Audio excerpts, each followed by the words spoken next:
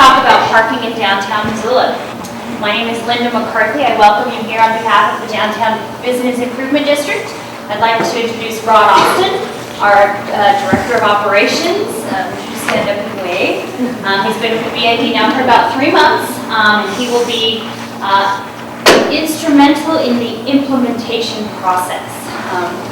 I'd also like to introduce to you Ann Guest, the Director of the Missoula Parking Commission. If you would stand up and say hello to everybody, that'd be great. And we have Tom Wilkins here, who is Chair of the Missoula Parking Commission Board of Directors.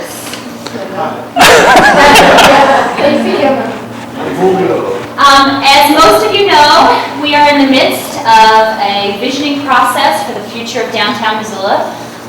We started this process officially in January with the hiring of Crandall Rambula as our consultants for this project, and we are hoping to be finished with it sometime in October, maybe early November. Tonight, we are here to listen to and engage with Dennis Burns of Carl Walker Incorporated. He has been with Carl Walker for about 25 years. He is vice president there, and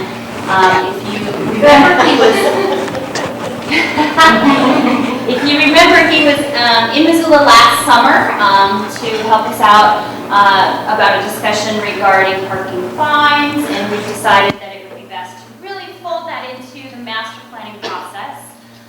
We are in phase 2 of the plan, and a number of you are here from the steering committee and technical advisory committees. I thank you for being here. Dennis is here to talk about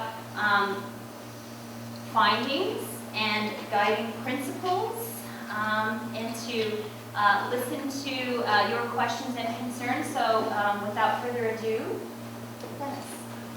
Thank you all very much for coming out. It's I don't know if it's a good sign or a bad sign that so many people turn out for a parking meeting, but I'm taking it as a good sign nonetheless. One of the things I want to get to pretty quickly here is just kind of what is the process and where are we in the process, just so that everybody kind of knows. We are the parking sub-consultant, one of several sub-consultants to the Crandall Rambula team. And we have released what we call our task report number 1, which is essentially the current conditions and a review of the current parking program. It's about, a 50-page document, and it's probably more numbers than you've ever seen on parking in Missoula, which could be a good thing or a bad thing. And we'll go over some of that very briefly just to give you a sense of what that document's all about. Hasn't been released yet, but is soon to be released, is what we call the task report number 2. And because the retail hotspot concept has been embraced by, in terms of the voting that you all did at the major Crandall Rambula first couple of meetings, as one of the central ideas and concepts that they're working on as part of the downtown master plan. We're working with them to look at what are the parking impacts of that retail hotspot on the downtown core area in particular, and the area that they've defined as the retail hotspot. So we'll go into that just a little bit. But the main purpose of tonight's meeting is to talk with you about a concept of setting some guiding principles for the future mission and direction of the Missoula Parking Commission. And the real idea here is to sort of set the direction and align the goals and policies of the Parking Commission so that they're aligned with the overall goals of the downtown and the master plan in particular. So in a lot of communities that we work in, especially back east, how many of you have lived back east and have experienced a parking authority? I hate those things. They have evolved to the point where they just exist to keep themselves going and keep their staff employed. And parkers go in, cars go out, we collect money. That's the extent of their mission and vision to some degree. That's not what we want for Missoula. We don't think that's the model that we should be following. So what we're going to do tonight, and I decided that rather than starting with a blank canvas, that I had put together a very draft, set of guiding principles that we're going to then react to and talk about. And what I'd like you to do is take this draft, and we're going to, over the course of the evening, Sharon will be taking notes, copious notes, I hope, and we will take down everything that was being said. But the idea is to massage this document and these concepts so that it becomes something that Missoula can call their own. After that, once we have defined that, and there'll be several modifications going on about that after tonight, But after that, then we're going to get to the business of giving you very specific recommendations under this strategic framework of a set of guiding principles in terms of very specific actions that the Parking Commission will then move forward on. And that parking strategic plan, if you will, should be very much aligned with the downtown master plan. So that's the overview of where we're going tonight. This is the task report number 1 that I mentioned, and basically it covers 2 major areas. One is a supply-demand analysis and current conditions relative to parking, and also a review of the parking program and all of the things that the Parking Commission is currently doing. We'll talk a little bit about that. Just to give you a sense of how we approach this, we divided the downtown parking study area into 5 zones. We called it the downtown core. You can kind of see that, there it is. So that's the biggest area. The East Downtown District, the Front Street Urban Renewal District, the Caras Park District, and then the Hip Strip District across the street. So that's how we're breaking down the overall study area. Everything gets a block number, so all the data that we've collected is done by block, which is going to give you a lot of flexibility. If you want to go back and analyze things in a different way over time, you can just pick out, these 5 blocks and look at the parking demand and supply in that area. So it gives you a lot of flexibility in terms of modeling future analysis if you want to dig deeper. This is the Hip Strip area over here. Just to give you the quick overview, and again, the point of this presentation is not to focus on this part of the study so much, but I did think you'd want to kind of get a sense of what came out of all of that. And it was kind of interesting to me. In terms of supply, in terms of overall inventory, you've got about 5,770 spaces, which is this number down here, and here it is by district. So about 45%, 2,580 spaces roughly, are in this district, about 840 in this area, 814 in this area, 465 here, and about 1,072 in the Hip Strip. That's total parking on-street, off-street, public, and private. Looking just at the off-street parking structures and surface parking lots, this is how it breaks down. About 1,700 spaces in this district, 447, 689, 434, and 704. You can see the various percentages there. The breakdown by public and private is 755 public spaces, about 3,200 private spaces. Looking just at on-street, total of, 1,789 spaces down here, 872 in there, 393 there, 125, 31, and 368. So again, lots of numbers in here, percentages, but when it comes to utilization, again, we're just giving you the very tip of the iceberg here in terms of data.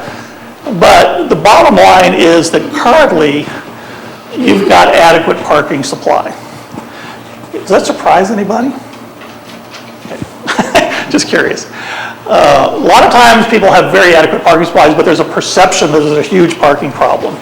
Available parking at the peak demand period was 1,459 spaces out of your 5,700 spaces.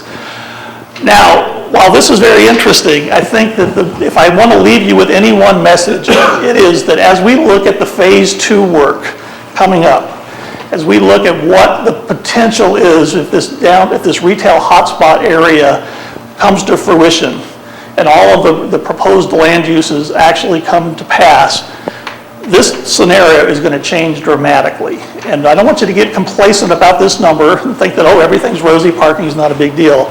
As we look ahead, that scenario is going to change, and we'll talk a little bit about that.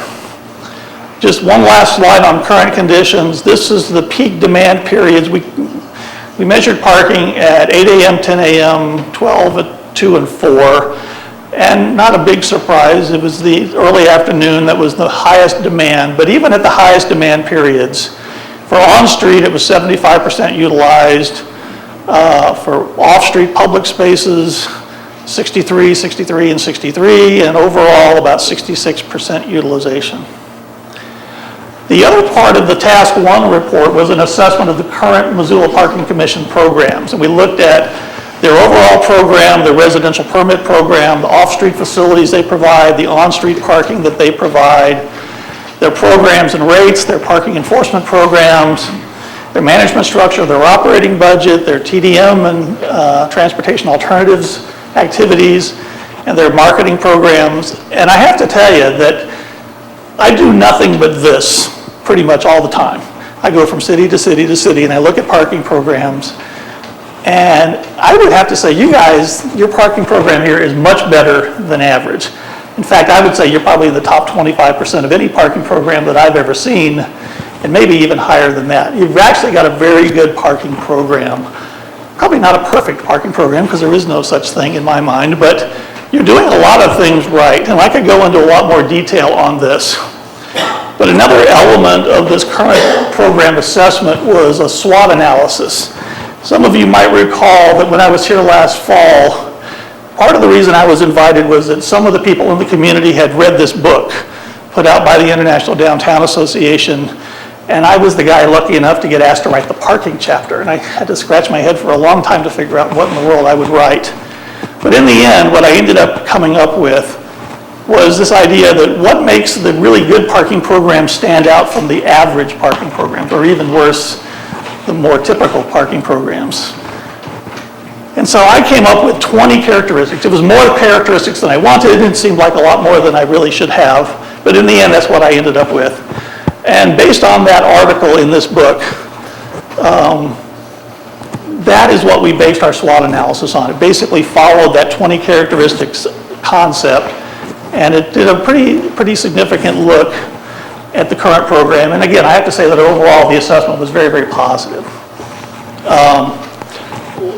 Where we are with the Task 2 report, and this is where we're starting to look ahead and look at future parking conditions, is Crandall-Arambula. This is sort of some diagrams from their retail hotspot.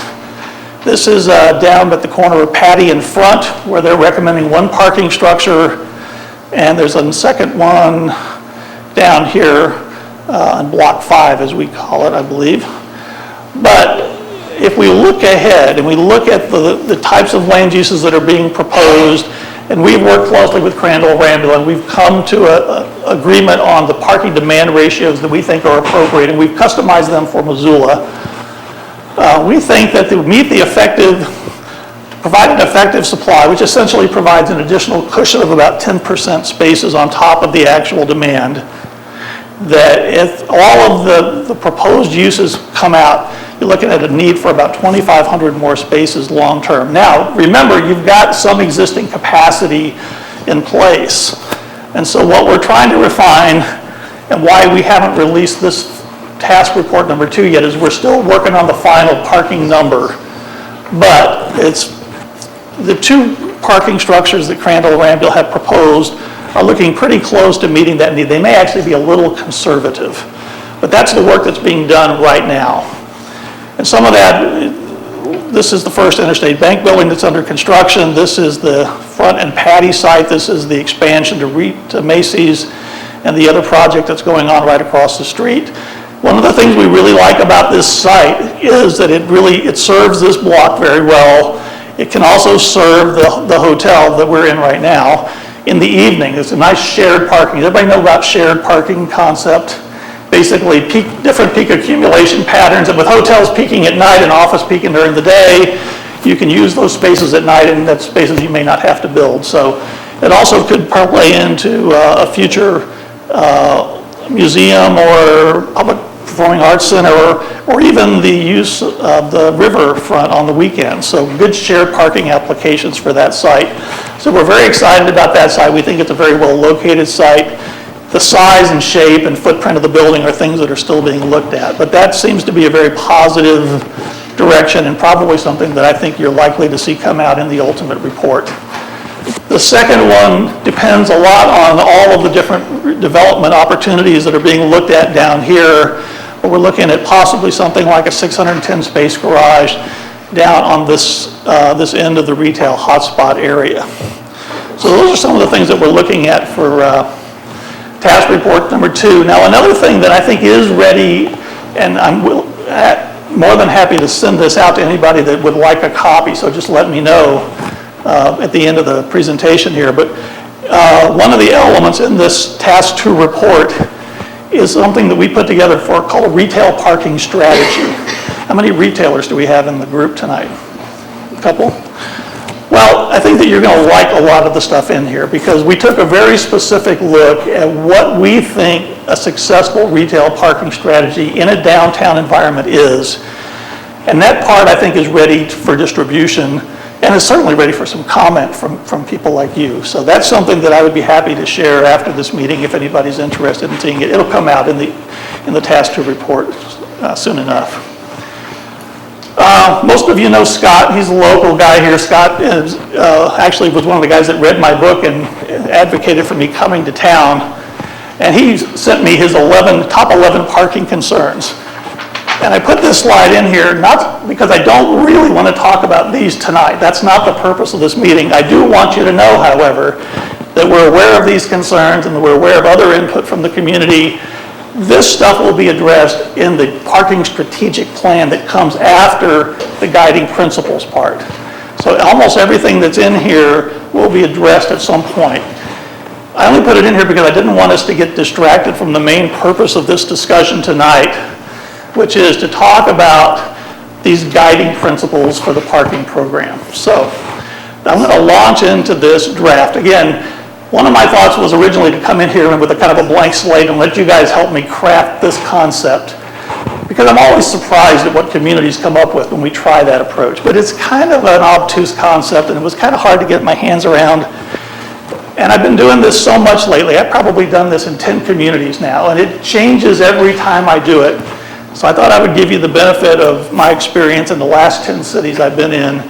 So I drafted this initial stab, and I'm going to walk you through it. Feel free to stop and ask questions along the way, but we'll have more discussion near the end. Any questions about where we're going and what we're doing? Yeah. I didn't get where you said that parking structure was at the other end of town that's going to add 610 spaces. Ellen, do you know the street? It's in the front orange. Pardon? Front street in Orange. Front and Orange. Could be the block where Is the... it front by the river? Across the street. Could be the block where KECI and Salvation Army. It could be the block where the... Near the falls. There's some sensitivity because somebody might own that site right now, and the fact that we're selling their site for developing might be an issue that they haven't heard about yet. So there's some sense, that's one reason why we're not getting too far out ahead of ourselves here. Yeah. But it's in that general area. In that area. I was curious to know what are the 5 top of those 20 characteristics you say that apply to Missoula's pretty good parking program? 20 characteristics. I don't have my bag down here. Well, the 20 characteristics. Just for instance. Organization. I'll start with organization is one issue, and I'll tell you this as the deal with parking system organization is, especially in a municipal environment, and you'd be surprised at how pervasive this is. But over time, at the beginning there was a need for on-street parking. Okay, Public Works handles the streets, fine. You guys in Public Works handle on-street. Oh, we need an enforcement function? PD, you guys, police, you guys handle that enforcement thing. We got money coming in, we got to account for that. Finance, you guys handle the financial part of this. We have an off-street facility, facilities group, you guys manage that for us, okay? And it just becomes this horizontally fragmented thing where they may be doing a wonderful job managing their little part of the system, but they're not seeing it all as part of one big system, and they're not managing it as a system, they're managing little pieces. And they don't even see that the rates on-street have an impact on how people utilize the off-street or vice versa. Or they don't see what the impact of parking fines or rates are on the economic development or the retail success of the entities downtown, the merchants downtown. So a vertically integrated model where there's a head on this monster that sees on-street and off-street and enforcement, and maybe even transportation and demand management and transit, heaven forbid, sees all those stuff integrated as one operating system in support of something bigger than itself. That's the organizational piece of that 20 characteristics. And that's why I said the parking commission that you have here is pretty well vertically integrated compared to most communities. So hooray, and that's usually one of the hardest things to fix because they get such turf issues and revenue streams can't be mingled, and It's hard to fix that. We're doing it in a lot of communities, but it's a lot of work. But you don't have that problem here. That's good. Enforcement. You actually have a very aggressive and very consistent enforcement program. You may not necessarily agree with some of the fine structures and how they're currently configured, but the fact is that you have a very well-constructed, very successful, generates a lot of revenue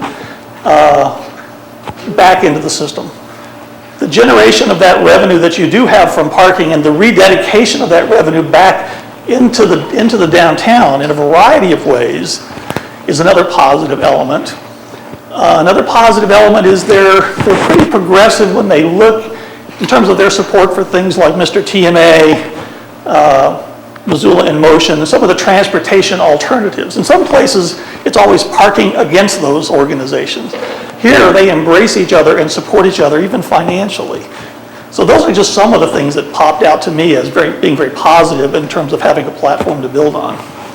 So, any other questions? I was just curious, some of these I haven't heard about, so is this in your report, like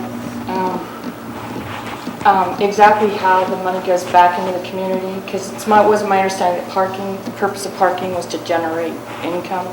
That didn't seem to be something that was... It's in the report.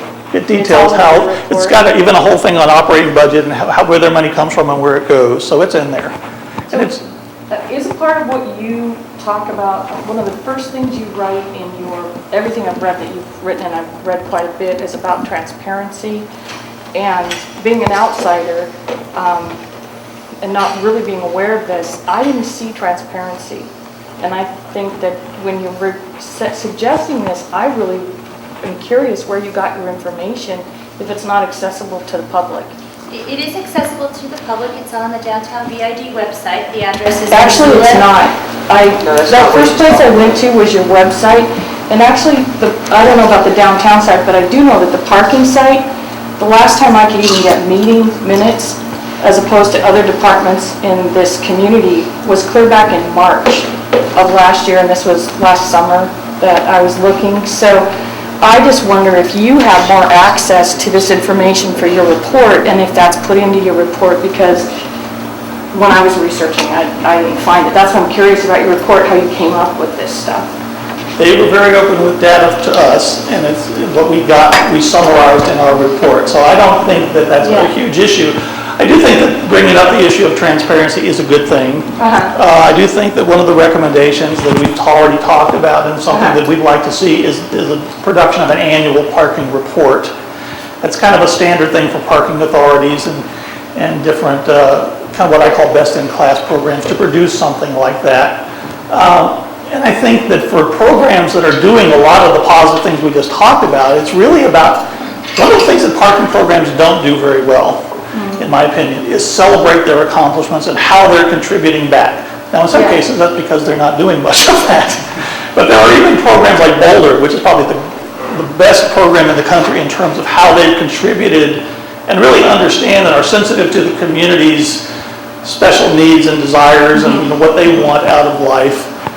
Boulder, that I love the fact they say Boulder's 25 square miles surrounded by reality, because they know they're different. They want everything to be green and clean and nice, and their parking program does a lot of things. Now, Missoula also does some of the very same things that they don't ever get credit for. Boulder gets a lot of credit nationally for their EcoPass program. Does everybody know what EcoPass is? Every downtown employee in Boulder gets a free bus pass, funded by parking revenues. Right. Did you know that the same thing is true in Missoula? Missoula does that, however, there's no transportation for those employees to get. There isn't enough parking in the downtown core area where people work, so they have to park in one of those other areas you've identified, but there's not any transportation from those sites to the downtown area. So that's it.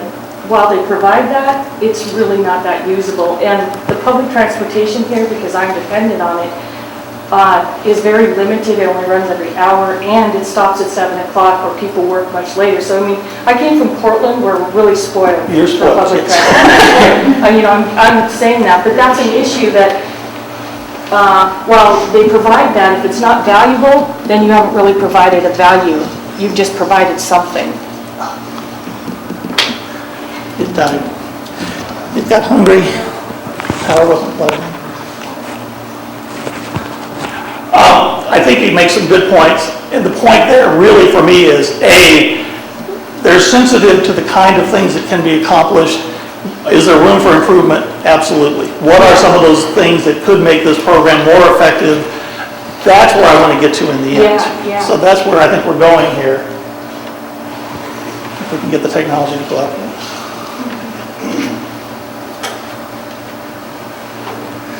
Dun-dun-dun.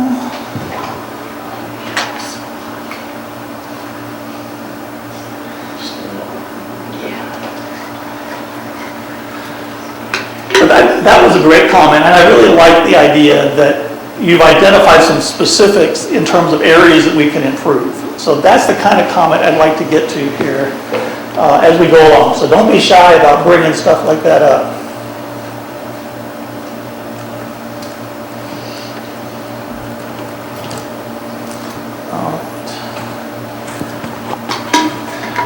So, let me just talk to you briefly. I think I've kind of laid it out for you in terms of what we're trying to accomplish with these guiding principles. The bottom line here is that this idea is that we want to create a comprehensive approach to parking. That's the first key. The second key is that we want it to be strategic in nature. At the end of this, if we do this well, you will have an overview of a program framework that is going to make a lot of sense, and you're going to go, well, obviously we want all that stuff. But it's going to give you a framework that's going to make sense to you, hopefully. The other thing is that it needs to be responsive to the needs of the community, exactly the kind of things you're talking about. And then align with the larger community strategic and economic development goals.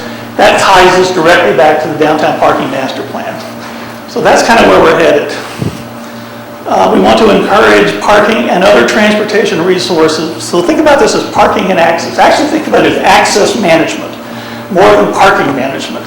We want to broaden our view of things. It's really about access to downtown, not just parking in isolation. And we want those facilities and resources, those access management facilities, resources to be supportive and facilitate whatever we prioritize as our economic development goals. And also possibly some prioritized user groups. We've got a lot of different user groups we need to serve, but we may need to come up with specialized programs for certain of those groups.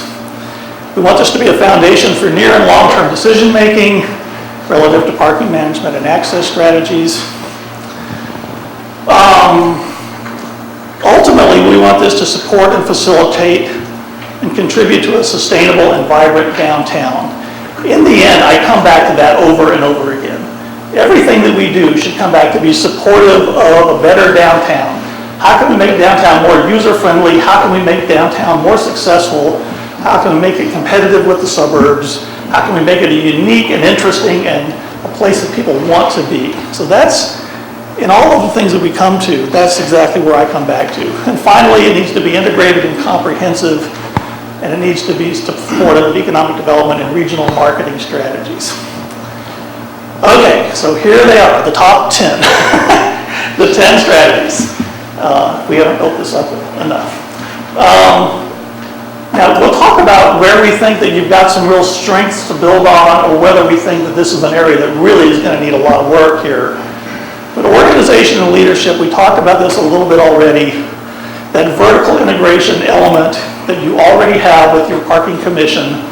The only thing that I think that is a little weak here that we might need to bolster a little bit is the planning, the parking planning function. I would say that there's not a huge emphasis on parking planning. It becomes an incidental thing that we think about from time to time. For me, planning, of course, I'm a planner, that's an important element to me. So, but again, this also involves not just the MPC and their board of directors, but it's reaching out to stakeholders, but also local community officials and getting them engaged in the process and having them be supportive. So the key decision makers in the community need to be part of this. The other thing here is kind of dedicating parking revenue streams under a single organization and then managing those revenue streams. Now, one of the things that concerns me looking ahead is if we think we need 1,000 more spaces in the next couple of years to support this master plan, I see a very well-managed organization with a couple of $1 million set aside. They're in the black, they're operating in the black, which is huge. Let me tell you, most parking systems are subsidized by the municipality to a large degree. You guys are in the black and you're making a profit and you're dedicating that revenue back in a variety of ways. So you're in pretty good shape. But do you have enough to build 1,000 more parking spaces and structures? I think that's going to be an issue for us to think about as we go forward. What are the alternatives for improving revenue streams for the parking program to support this? You have a funny look on your face. This also ties into the whole idea of planning, urban design, and policy development. One of the things that I really like to see, and one of the things I hate to see, and our company designs parking structures, but what I call an old-style parking structure that basically deadens a whole block in downtown. We want to see active street uses. We want to see retail on the first floor. We want to see a facility that's going to contribute in more ways than just providing parking infrastructure. We've got a whole presentation on how parking can be a platform for other types of development. In Vancouver, they wanted more green space and parks and open space and community gathering spaces. They built a huge government complex. The top of the parking deck was all park with an ice skating rink. You seen that? It's gorgeous. It's just right in the middle, it's like this little gym right in the middle of downtown. In Charlotte, the CEO of Bank of America said that at best, well, parking is essential, critical infrastructure for the downtown. But at best, it's dull and gray and boring and utilitarian. At worst, it's downright dark and scary and dangerous.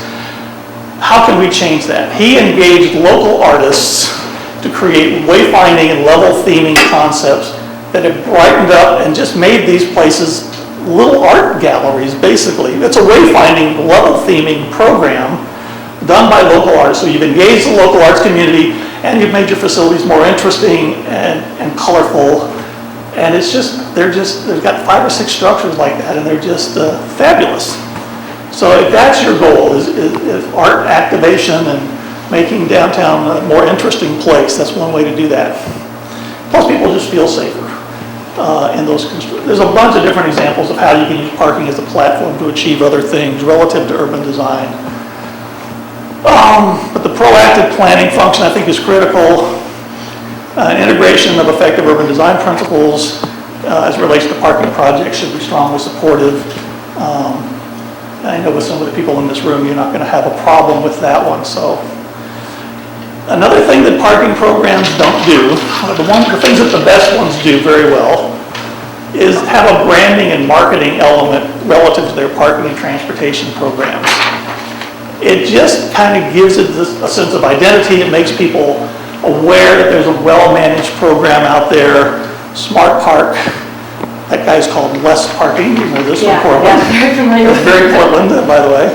In Boise, they adopted a first hour free program, which has been very successful in helping the downtown have something positive to market outside of themselves. And we just we put them on a 4-year rate increase cycle. And the one thing that the Parking Advisory Committee said is, we'll support almost anything as long as we can keep the first hour free. And so they really thought that was valuable. They have actually increased sales in downtown. They've doubled retail sales in downtown in the last 5 years. Now, is all of that because of first hour free? I'd love to take credit for that. I don't think so. There's a lot of other very good things going on downtown. In Tempe, where they don't have a municipal parking system, they basically put a management overlay onto all these private facilities and they manage it like a public system. So they branded it, they have a common validation program, common signage and wayfinding. It looks and feels like a public parking system to the occasional visitor, but the revenues are just managed by one entity and they get dispersed back to the private owners. But they realized that that was a missing element in their downtown, and that was a creative way that they came about to deal with that. So that's kind of what we mean by marketing and promotion. Community education is another key element here.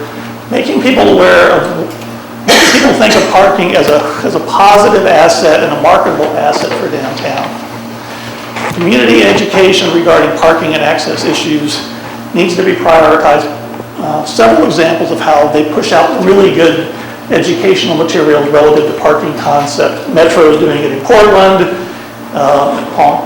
Transportation Commission in LA is doing it, Toronto did a great job with theirs. So there's lots of examples and lots of good tools that we can share with you relative to that kind of thing. Effective management and community collaboration. First of all, you could write a whole book just on effective management of parking. We could spend all day talking about this because there's so many little things that go into this, whether it's revenue control, enforcement strategies, facility maintenance and cleanliness, all kinds of things go into this. It's sort of when I used to run parking systems, it was always my baseball speech. We're never going to make a Welsh area if you can't turn a double play kind of a thing. So you got to get the basics right, and you got to do a good job with those. So there's a whole world of that kind of stuff to do.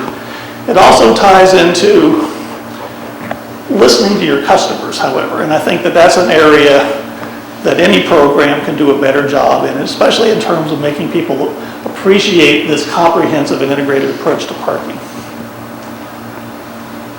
Speaking of integrated approaches, the idea that we have integrated access and mobility management as a core element and kind of a park once strategy that promotes linkages to other forms of transportation and supports positive urban design guidelines to enhance the pedestrian experience.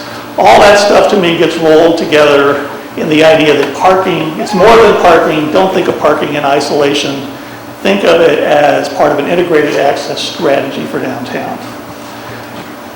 And again, you guys are going to die when you see all the recommendations that come under all these, because you're going to go, where do we start? So after we get to that point, the idea is going to be picking and choosing and prioritizing the things that we really want to tackle first. You're not going to have any shortage of things to do, trust me. This has been another one of my pet projects the last few years, besides the organizational stuff that I've been working on. The idea that parking can be an economic development strategy for a downtown is critical. Part of this has to do with aligning with your overall downtown master plan, being more collaborative in your processes, and involving other downtown agencies. Now, this is another thing. You asked about what some of the things I think are doing well. The involvement of the Parking Commission with other downtown agencies, I think, is very strong and very positive. A lot of the things I hear from the MDA and the BID, I mean, there seems to be very good collaboration with the MRA. They're very actively involved in everything that's going on. They put up, what, $125,000 towards the downtown master plan project. That is a community investment, in my mind, that, how many people knew that? I mean, Who put up the money? the Parking Commission. The Parking Commission put up $125,000, is that what you said? Toward the downtown master plan. You named three different organizations, so I just wondered which one put up that money. I think the others contributed as well. So all of them are contributing to this larger downtown master plan. But the idea that your parking program contributed to that in a very significant way, I mean, this... Well, isn't the parking program actually public money that is being redistributed for that plan? Isn't that actually what that is? Because but it's not through their board. Their board has discretion on how they spend their revenues. Their board is a subset of the city of Missoula, yes. Right, so it was actually just public money that's being redistributed for this plan? I mean, I'm trying to understand. It's not tax dollars, it's parking revenue. I didn't say tax dollars, I said public money, as in people, the money is that people pay for parking is sent to the city, and the city just redistributed that money that was put in there back out to the public. I'm just trying to understand. I think your parking commission is governed by a board of directors. The board of directors makes decisions on how they want to spend the revenues that they have at their disposal. And that's one of the things they chose to do. Did I characterize that correctly? If I could jump in, it's very similar to the MRA and the BID. There's board of directors. Could you not use acronyms and could you use actual words? Because Sure. Missoula Redevelopment Agency, Yeah. Missoula Parking Commission, and the Business Improvement District are all semi-public entities or component units of government, but Quasi-government all entities. have boards of directors who have certain constraints about how they can spend their revenues. And and the Parking Commission Board made a decision to support this financially. The Redevelopment Agency Board made a decision to support this financially, and the BID, Business Improvement District Board, did the same thing. How many people think that was a good investment on the MPC's part? I think it's a great investment. I think without that investment, you're doing things in a vacuum and you're not doing things in a coordinated way. Now where we are is thinking about parking revenues and NPC revenues and how they can be aligned to support this larger community goal that is, how many people came to the first couple of meetings? 300 people plus come to the Granville meetings. Very much community engaged, very much community consensus around where we're going as a community. And a lot of that came about because these agencies chose to spend their revenues that way. They could have said, I'm going to sock this away into a maintenance reserve. We're going to sock this away into a future capital program. But they saw the value in this master planning effort. It was one of the things that they invested in. I think that's a great thing. I think it's one of the ways you can help use parking to be a community economic development stimulator. But there are a lot of other ways. You can look at a first hour free program as throwing away revenue, if you want to take that view. Or you can say, yes, this is money that we're not going to get, but it's going to go towards making downtown more successful. It's going to generate more tax revenues. Now, you don't have sales tax here. That takes a big argument away from that. But in communities where you have that, but still, making downtown a more vital and alive and successful and marketable place, you look at that and you have to weigh it. Is that an investment that we want to make, that we support? Well, that's what the board of directors, that's their job to make those kind of decisions. And when they make those kinds of decisions, they're contributing to the success of the local economy and the downtown in particular. This is one, you'd ask about where I think we might have some room to improve. Now, they know this. They've actually been playing a game, not a game, but they've been strategically waiting for the technology to get to a point where they're comfortable. But leveraging technology in support of being more efficient and effective in the delivery of their services, but also potentially to increase revenues, but also to do things like support a better downtown streetscape, a better urban design, by maybe possibly, there's an argument that taking single space meters off the street and replacing them with multi-space meters declutters the streetscape, and it's a positive thing. Portland did that. Some people don't like it. You have to walk to the meter and walk back. Too inconvenient. I like it the way it is. Well, there are new meters that you can swap out the heads of the single space meters and still get the ability to pay by credit card, which makes downtown more easy to use and more visitor friendly. You don't have to have change in your pocket, all that kind of stuff. I'm just curious, I know in Portland, when you pay for parking, you take it with you. Do these meters also allow for that? I mean, you don't pay for parking every time you park. You pay for parking until your time is up. There's a couple of different models. There's one called pay by space, where you put in the space number and you pay for that space number. You don't have to walk back to your car and display your little receipt. That's called pay and display. There's another one that Portland has, which is called pay and display. You walk to the meter, you pay, you get a little receipt, you pay for 2 hours, time, whatever. You walk back to your car, you put the receipt in your car, and then after an hour, you want to drive 3 blocks or 4 blocks and park in front of another store, as long as it's in the same district. That receipt is still valid. So that portability that she's talking about is a very positive feature. So those are the 2 basic options, and pay and display, the second one, has gained the majority of the market share these days. The other interesting thing is that parking revenues tend to go up by about 35% when you switch to this system, because I'm not having to find change. I'm paying with plastic, and it's not like real money anyway. And they're really smart. They're putting this big pay the max. I don't want to worry about getting a ticket. Pop, you hit a button, and it's easy, and you're gone, and you get a receipt anyway. So, I mean, it can be a way to not only make downtown more user-friendly, but generate more parking revenue for the downtown for additional reinvestment. Lots of potential there, lots of different ways of potential. You actually have some very progressive stuff going on here. They actually developed their own pay-by-license plate, a third model. So you don't have to mark the space, you don't have to walk back to your car, you can pay just by entering your license plate number. I thought that was very creative and innovative. They actually came up with that because they thought it was the best solution for their lots and the configuration of their lots. Who does that? Huh? Who does that? You guys do. You pay by license plate? Missoula Parking Commission, Karis Park and then the Bank Street structure. out of nowhere. Okay, customer service. I don't think that any system can afford to ignore the idea of good customer service. And I think that parking systems are notorious for bad customer service. Yes, sir. Just need to interrupt you for a second because I'm following a couple of ideas through in the different categories. Yep. The first one, I forget the category, but then you had economic development and There's going to be a summary slide with all of them at one time up there, so we'll come back, we'll end on that. But what interests me is the combined use of structures. yes. And your example of the ice skating rink. I mean, most of our open space in the downtown is in asphalt parking areas. And if we think of it as open space, maybe we do some other things with it. We have done a little bit of that, like with the hanging baskets. Yes. And other aspects that it begins to open up possibilities of some creative use that can generate revenue to change the appearance, make it more user-friendly. Yep. And what I'm leading to is that with that different way of looking at the use of parking structures is one of the ingredients, the possibility that 25, 30 years from now, we won't have automobiles to park there. Right. And do we have, are the structures designed in some fundamental way to accommodate flexible uses into the future? Interesting question, and that actually came up. We just gave a presentation at the International Parking Institute on green parking. Can parking be green? If so, how and why, and what are some of the strategies?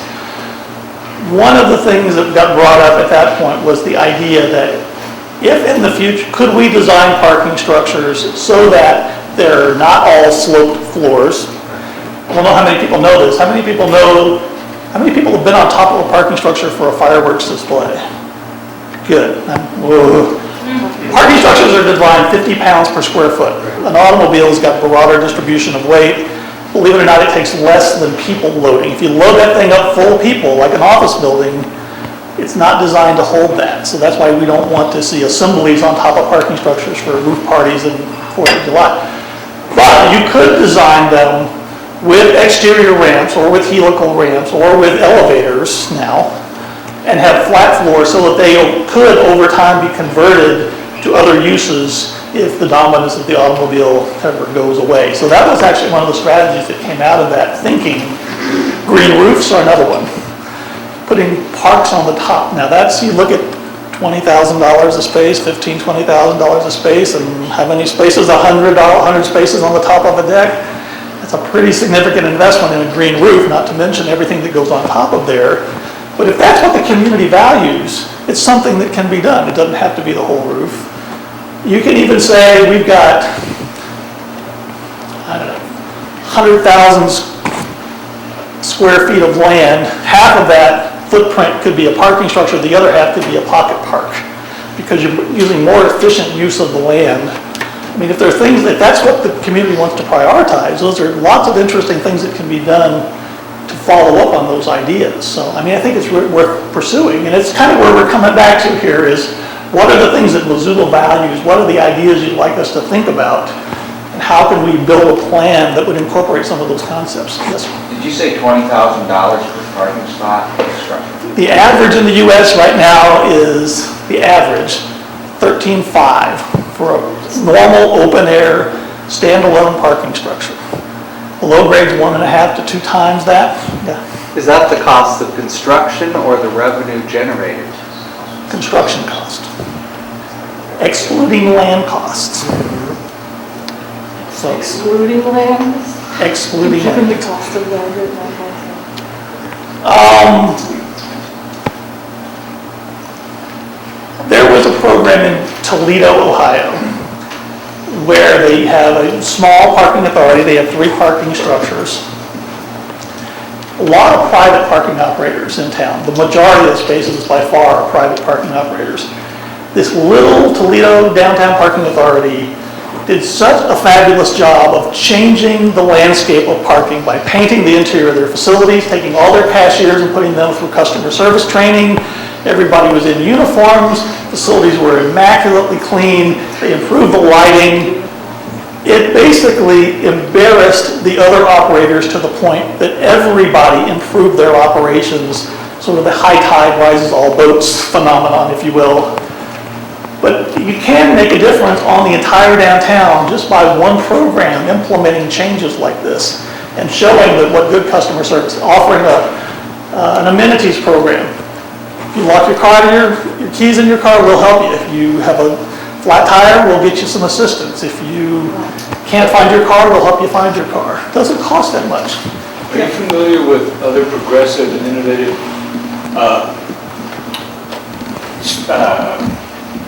programs or facilities outside of the U.S., in other countries, maybe that other countries that may not think the same way we do and may have something to offer that we might integrate? I'm co-presenting with a group from Amsterdam called Park Mobile.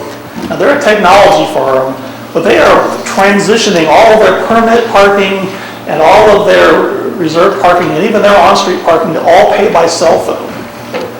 Everybody's got a cell phone these days. Anybody not have a cell phone in your pocket? 2. Okay, well, you guys have to go the old route. But that's kind of innovative, and they have saved tons of money on the operating side. Very efficient operation. Everything is well documented. They've got good documentation of everything and lowered their operating costs significantly, and their customers love it. Anything about the look in terms of how they conceptualize these parking lot spaces? My favorite is a mechanical parking structure. In downtown, where is that one? I collect Pez dispensers. And they have a parking deck that looks just like a giant Pez dispenser. It's clear from the outside, you can see the cars stacked up. It's just the coolest thing. But what it did was it fit in this little narrow slit right between 2 old buildings. It wasn't big enough to do much with except put maybe a retail store in there, but not even much for that. They were actually able to squeeze a parking structure that fit 24 vehicles in there. But it's really cool looking. It's not just functional, but it actually provided some needed space, and it's really good for residential because it's very secure. Once you pull in, you're pretty much in a secure environment, and it served the condo development right behind. So there's lots of interesting concepts out there. I think the aspect of security that is critical in Missoula, and because particularly with the women that I've come to know over the past year, the parking lots are not attended after 5 o'clock, yet people park, especially people who work downtown, and that has a lot to do with why those structures are not utilized as much as they could be, because they're not well lit. Many of them don't have actual working cameras in them for security, and they're not attended, so women do not feel safe parking in those structures. If that's an issue, we need to bring that out, because safety and security is always a big issue with parking. There are lots of things I would recommend. I'm frankly not a big camera fan, just so you know. And I've seen a very marked decrease in the use of cameras, largely because it creates more liability than it creates safety if you're not going to monitor it 24/7.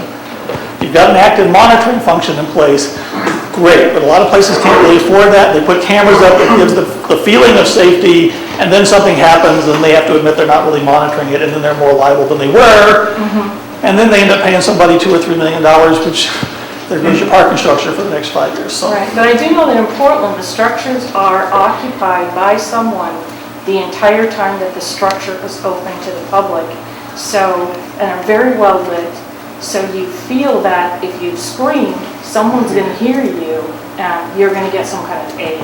I think it's more if you're in there alone and you're by yourself, you probably better think about why you're in there alone and by yourself. But if the downtown is active and alive and I'm there's not more... quite sure, could you clarify that statement? What the hell are you talking about here? If you're a woman and you're parking and you're the only person on a level, and you think it's dark and scary, and you're in there by yourself, what the heck are you doing in there? Well, what's a man doing in there? That's really not a fair response. I mean, you have some personal responsibility. That's a very sexist response. No, I mean anybody. Anybody can be attacked. If you work late at night and you park your car there, and part of the problem here is that there isn't a lot of parking downtown for these employees, and you're suggesting that more employees should park in these locations, but you're not providing the security that they need when they get off work, then you're going to blame the employee who parked in the structure you're suggesting because you didn't provide security or lighting, that doesn't seem appropriate. I'm suggesting that you need to have appropriate security for the type of use and the environment that you have. But if you find yourself parking in a place that you think is dark and scary, Right.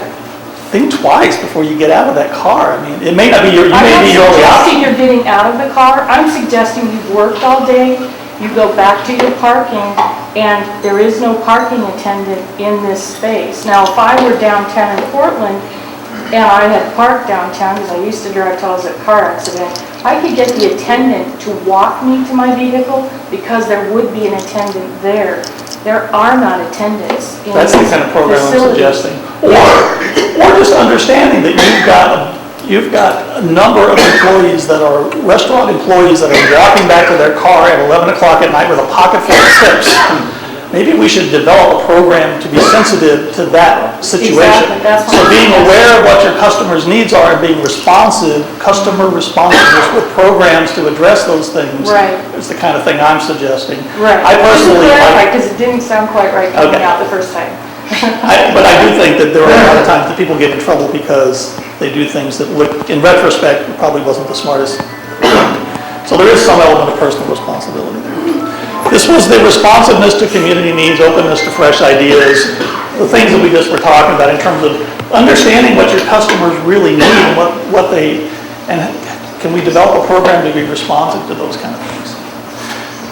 Sustainability, everybody's getting on the green bandwagon these days, but I think it's really a good thing, and I'm glad to see this happening.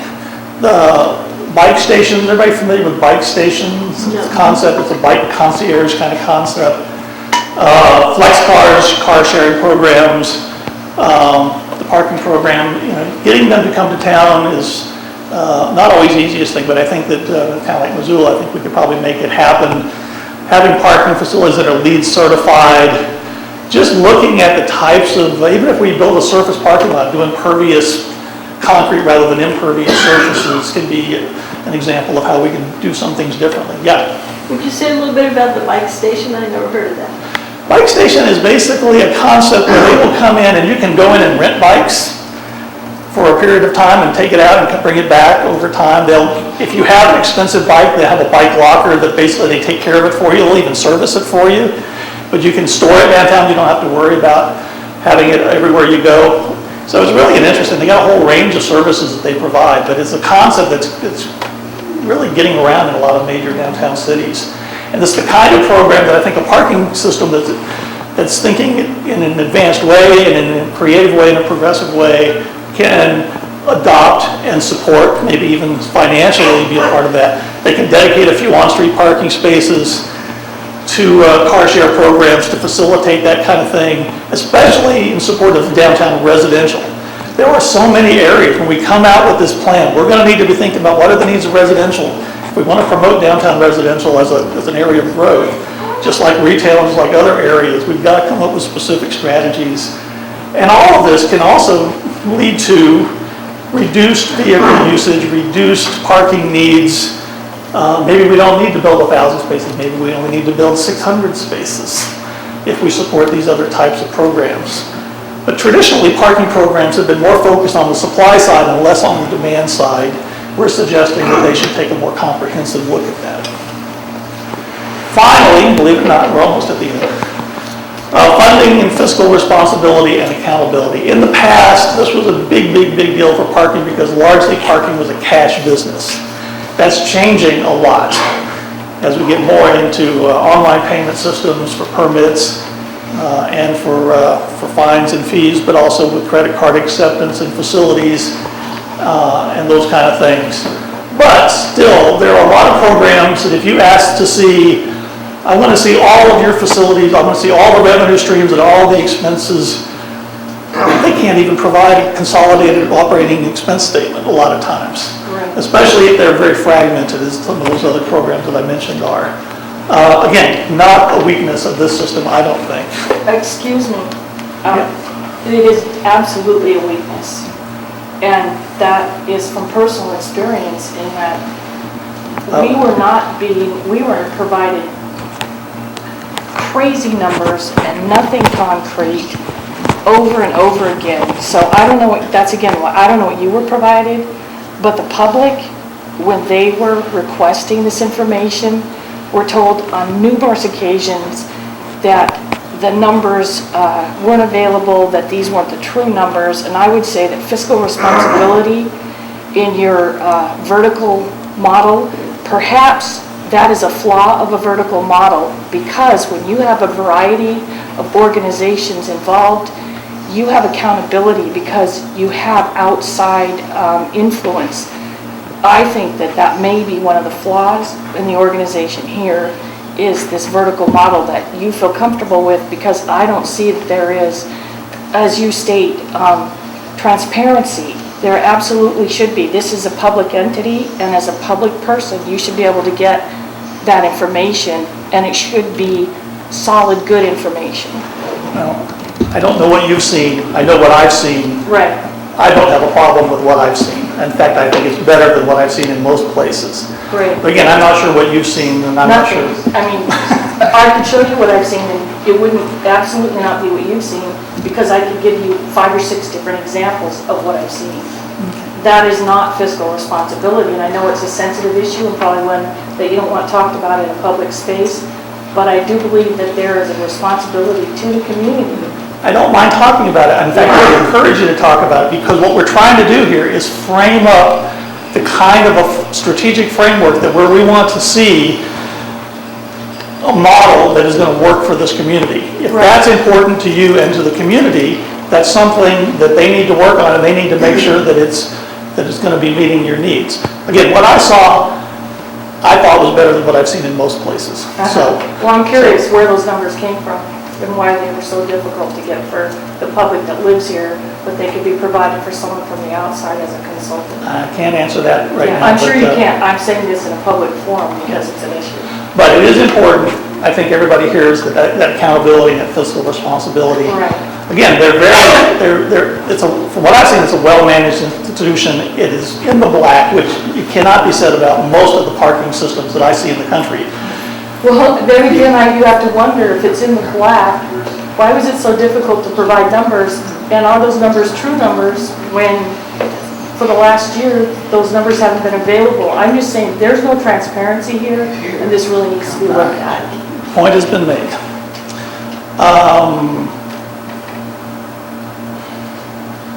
We talked about an annual parking report that we're recommending. Again, the idea here is overall, we're trying to get the parking system to be a contributor to this idea of an ideal downtown. And there are lots of interesting and very positive examples out there of how parking systems are playing a very positive role in helping communities achieve the kind of things that they want to do. Now, as the foundation for this near-term and long-term decision-making, that's kind of what we want these guiding principles to be in terms of implementing these access and management strategies. We're going to get started on this. We're going to try to make sure that they support economic development and the vitality of downtown. But this is a process. This is not something we're going to snap our fingers and be done with. It's not a one-time task. It takes teamwork from all the agencies we've talked about and from participation from people like you. And they should be built on a consensus nature. And so that's one of the reasons we're having this meeting tonight. So that's kind of where we hope we're going with all of this. These are the 10. Now I could think of half a dozen other possible categories that we might throw on the board. And if there's anything that's missing of it, you don't think that we can shoehorn in some idea that you have under any of these, we're open to discussion on how we modify this list, how we make this our own. We'd be happy to email this presentation to anybody that wants to see it. So if you want to email comments back over time, that kind of thing. We're going to be working on this over the next month or so. So anything that's obviously missing, I guess, would be a first place to start. Yeah. Yeah, I heard you at City Council, and my understanding was you were talking about parking strategies being an integral part of traffic management and traffic planning. That's not certainly a quote. I was thinking more transportation than traffic, although I think traffic is related. Yeah. And I'm wondering if the only solution that we're seeing is building more parking spots that we subsidize to the tune of $1,000 a year per spot? Well, I think it's kind of now that's an interesting point, because at some point, all of these strategies, it's kind of a balancing act. And again, it depends on what your ultimate vision is.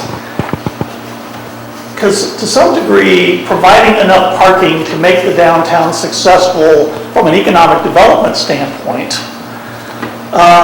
lenders, for example, no matter, even if you have a parking maximum or a zero requirement for parking, the bank will not lend you the money without X number of parking spaces as part of a development, because they don't think it's a viable project without it.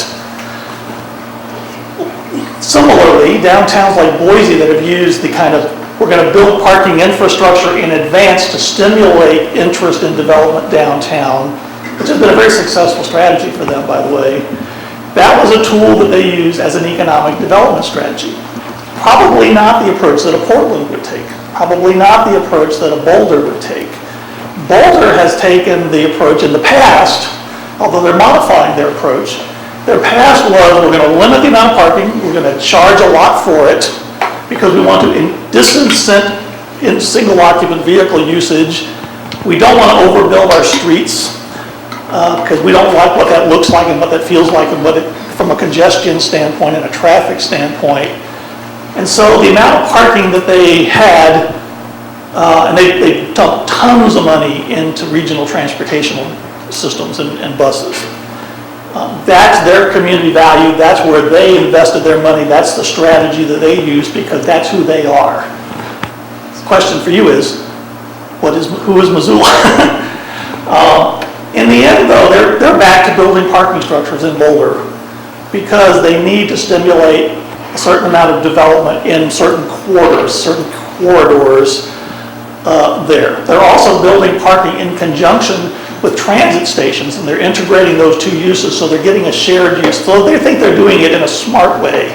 But there is a balancing act here. It's a little bit of parking, a little bit in transportation, and the transportation piece has to be there before the parking piece, before you can start taking parking away. If you don't have the options for people to turn to, you can't just deny them service and access. Yeah. Right, but should we be subsidizing? I mean, county employees can park for 50 cents a day, Forest Service employees can park for 50 cents a day, and the best parking spots in Missoula, Romer's Tires can park, their employees park for 50 cents a day right next to their business. Should we be subsidizing that and calling that a transportation management plan and trying to talk about vitality in the downtown business area?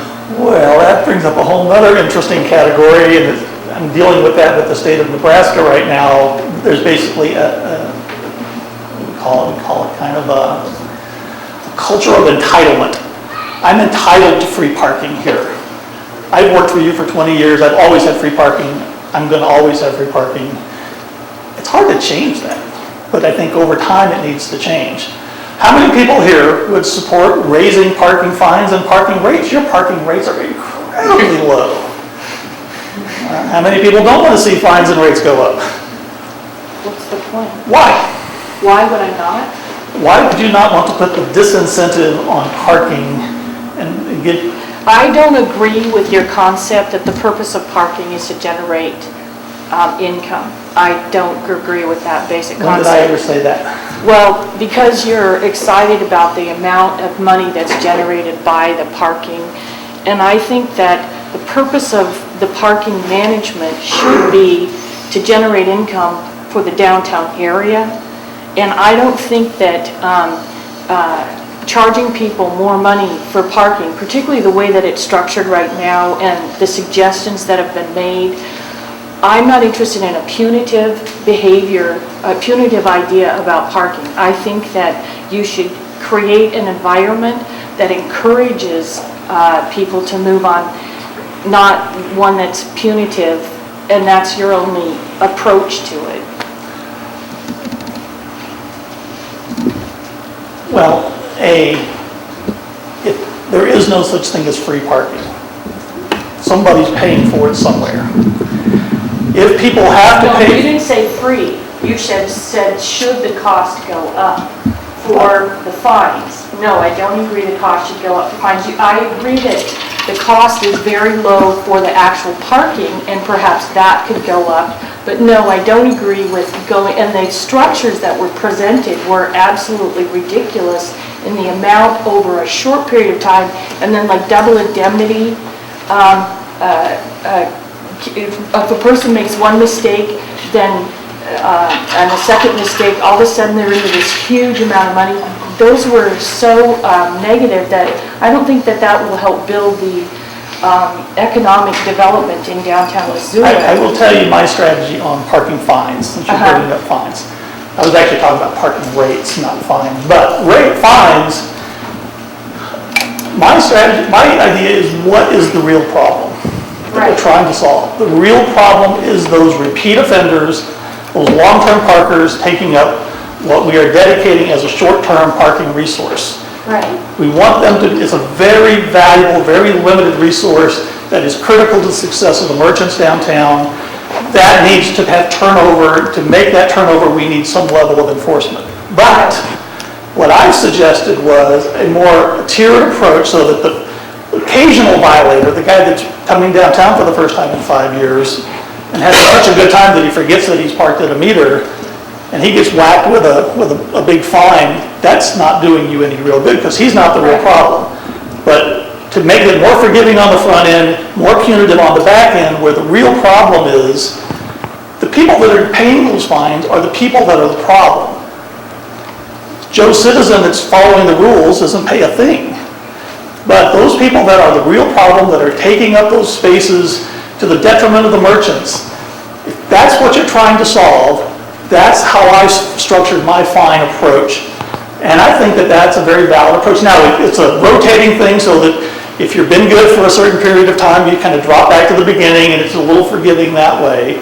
But that's the approach that I recommended. But this, what you're, it doesn't address the overall issue, which is transportation is a problem. Just getting to downtown, transportation is a problem. Getting from parking that's on the peripheral of the city into the city, that may be part of the reason why people are parking downtown. And if the people that are parking downtown on a regular basis can afford to pay your fine, where is the, from my understanding, some of those people that do park on a regular basis can afford to pay that fine, so there's no incentive. If they can afford to pay it, then the fines are too low.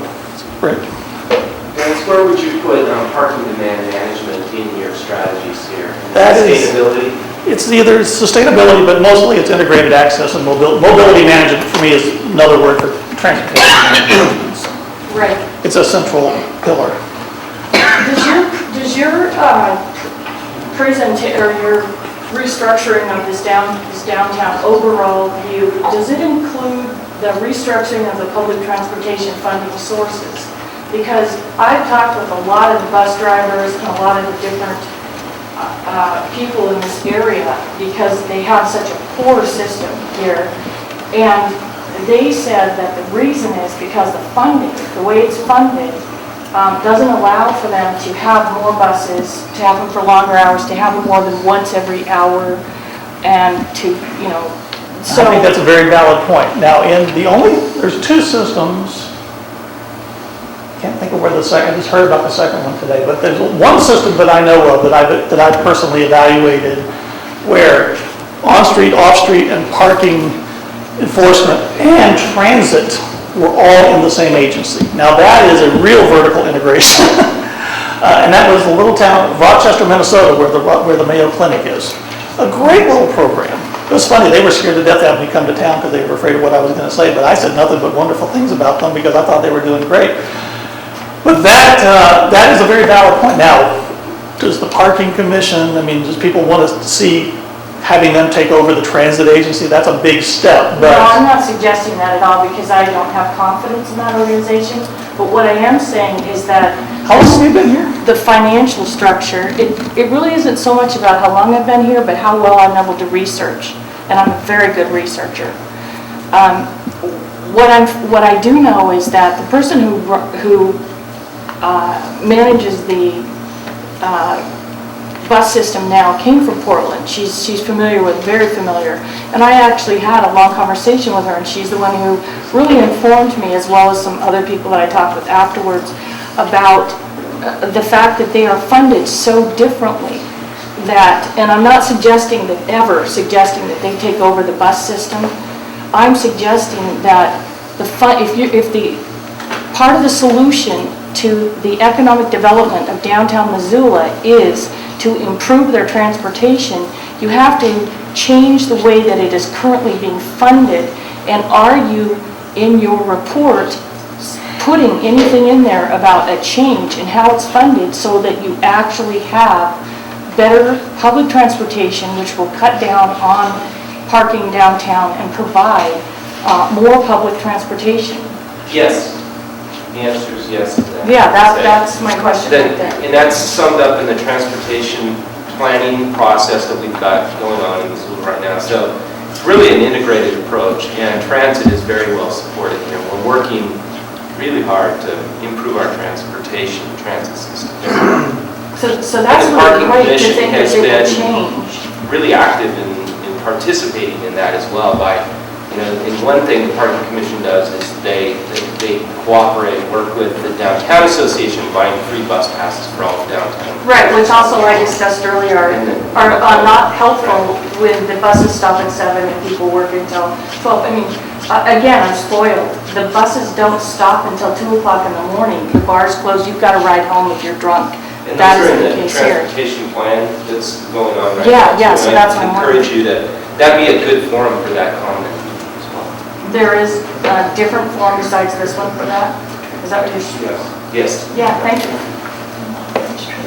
Yes, sir. You mentioned that the abusive parkers is detrimental to the merchant. Well, a lot of these parkers are employees of the merchants. A lot of times they're merchants themselves. But that gets me back to one of your earlier slides. At 8 o'clock in the morning, almost 2/3 of the parking downtown is taken. So at 8 o'clock in the morning, those are employees. So what this is telling me is this is a problem between merchants, not the public.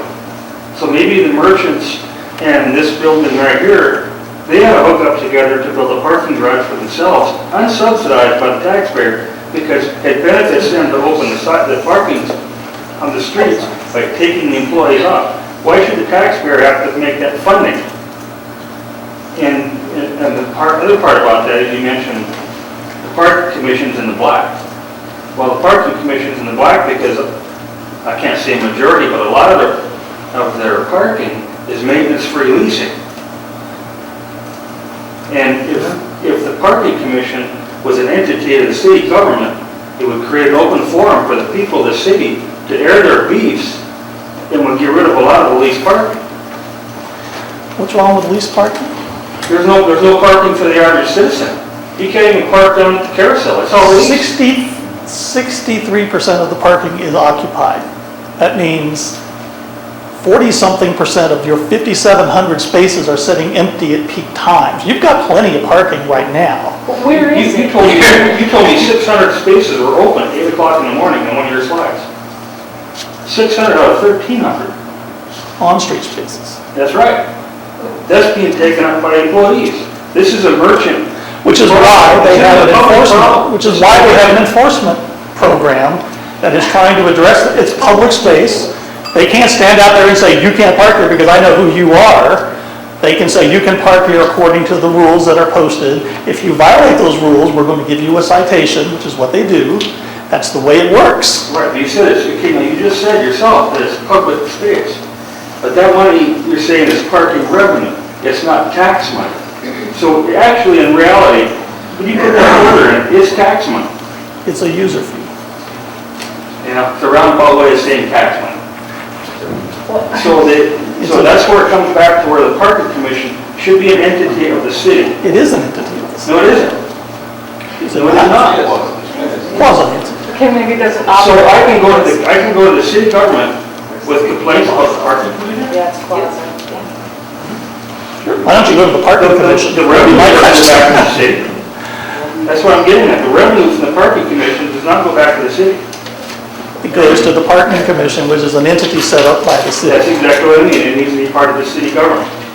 And the revenue. It's It's just one way of organizing it so that you have an effective management of a very complex and broad-based support It's system. not complex, it's parking meters and parking. It's more complex than you would give it credit for. It's not Trust that me. complicated. It's more complicated than you would give it credit for. Dennis, could we hear a few of your suggestions for what your top few recommendations would be as you see things currently? Sure.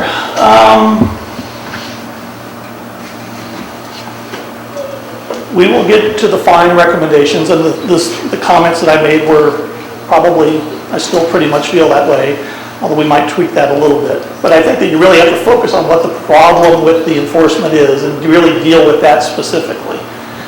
I do think that the Parking Commission, well, again, I think they're doing a better job than most entities that I see, can be a little more open and collaborative in their processes, and I think they're open to that. They've expressed that they're open to that, and I think that's something they're going to work on.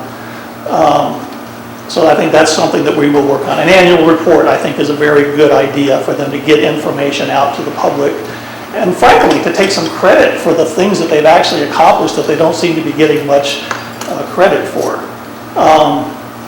I think that they're going to need to be looking, while they're operating in the black and they're operating positively that way, I think they have a higher proportion of their revenue comes from fines than I would be comfortable with long term.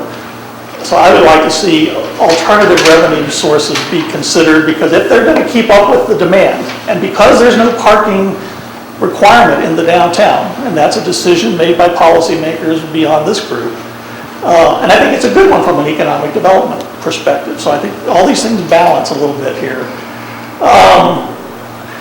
We're going to have to see how we can provide enough support to fund these future parking projects going forward. I think that's going to be a critical element for us to look at.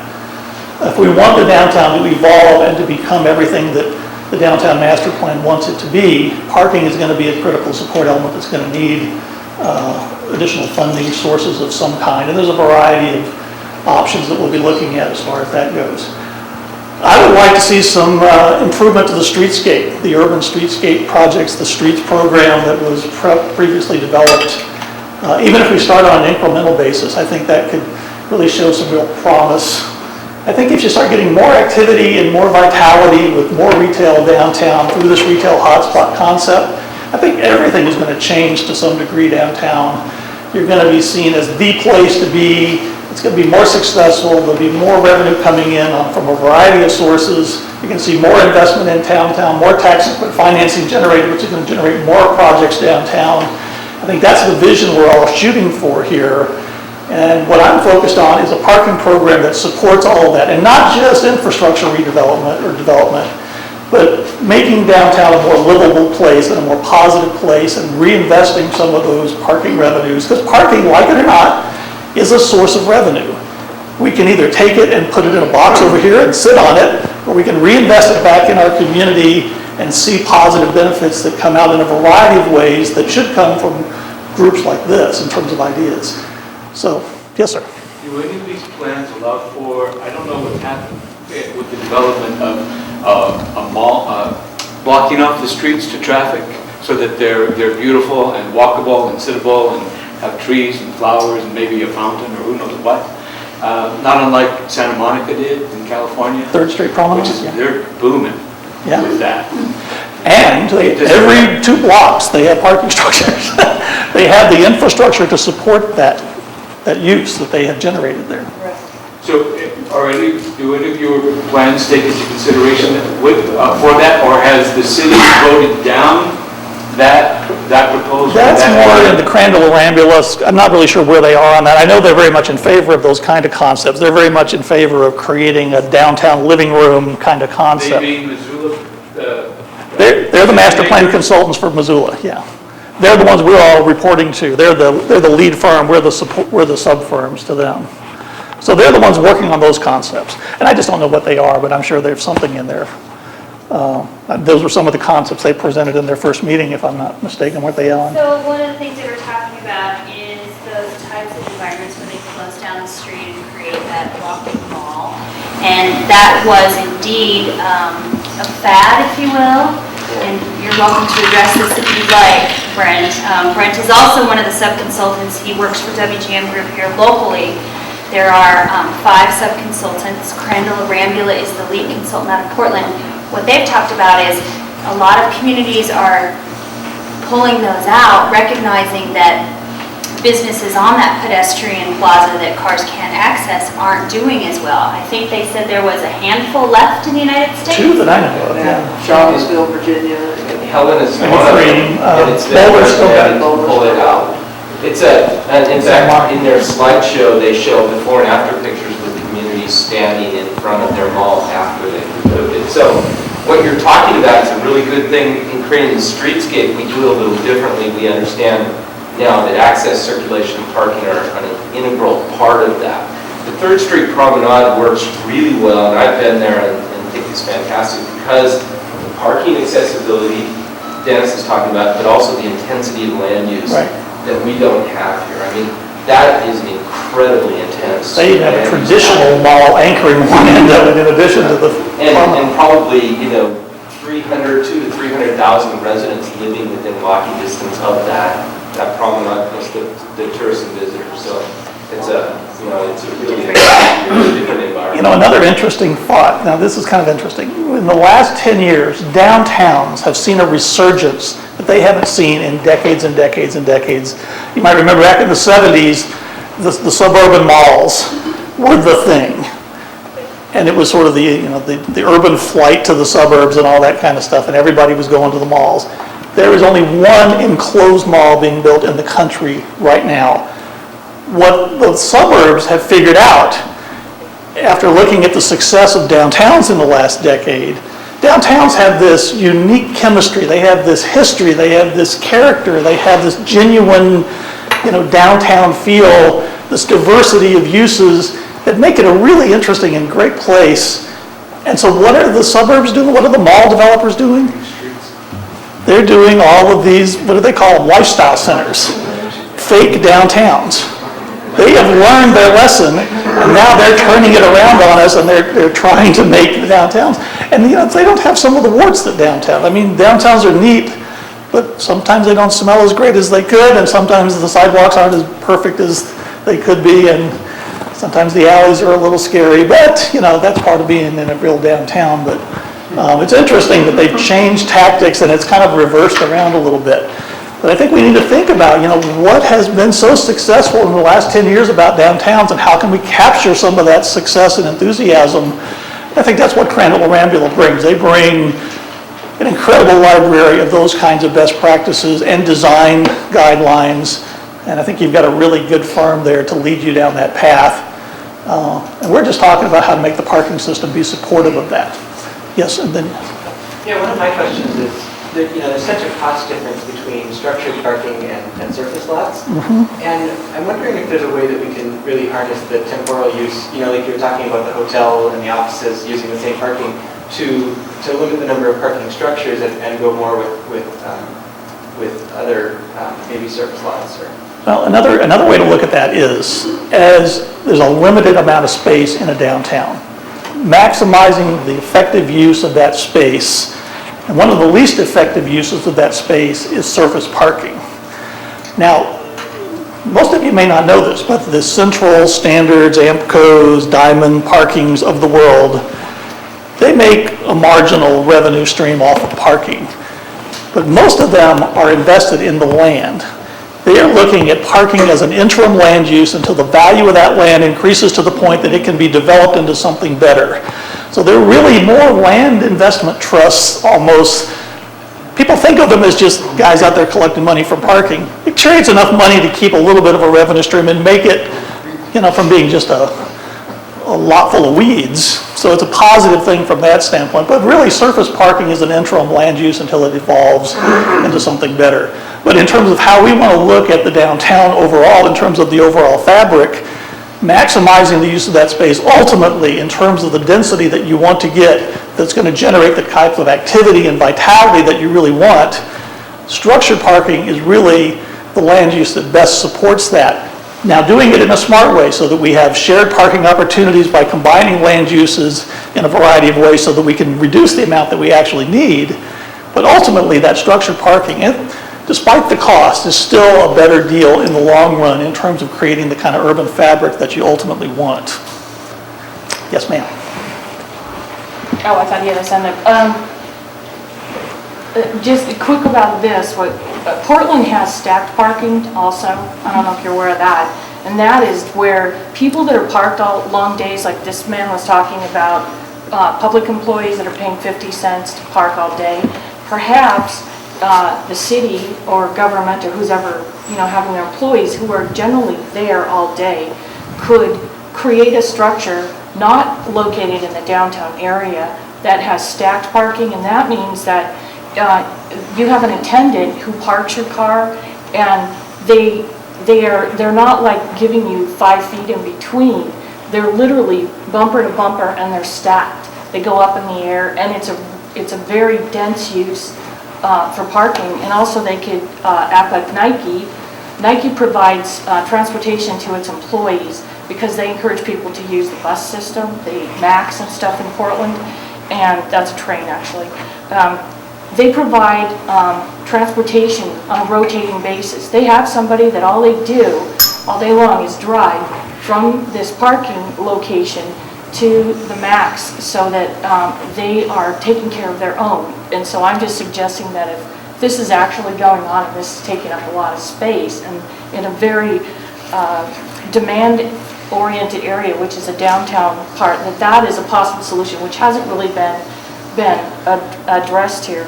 One of the first questions I had was about the access and the density, which was never addressed in any of the numbers you presented. You talked a lot about the areas and how many were available, but as this other man suggested during events, you can't park because it's all owned by someone, and therefore you don't have access to it. And there aren't, I know during the fair they're providing buses out to the fair for people, but there are other events where that isn't being provided. And even during one event that I went to downtown last summer, the parking structure itself had been blocked off. So the public parking structure, which is next to that little tiger guy that y'all showed here earlier, you couldn't get to it. So the public couldn't even park in the structure that was provided for the public to park in.